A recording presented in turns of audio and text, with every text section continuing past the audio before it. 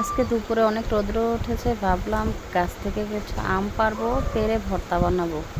এই যে দেখেন আমাদের বাড়ির পাশে প্রচুর আম ধরছে, নিজেদের গাছ। এই আম পাড়তেছি,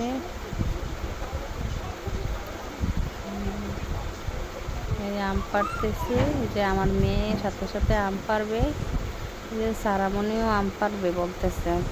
এই যে সারামণি আম পেরে ফেলছে। এই তো এখন এইগুলিকে নিয়ে কাটবো। এই তো কাটাকাটি করতেছি, কাটাকাটি করে তারপর হচ্ছে গিয়ে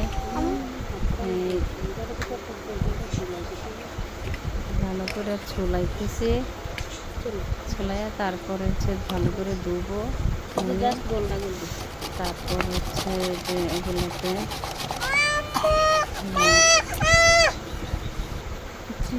চুলা হচ্ছে লাল মরিচ, কাঁচামরিচ, তারপর হচ্ছে চিনি লবণ দিয়ে মিক্স করবো।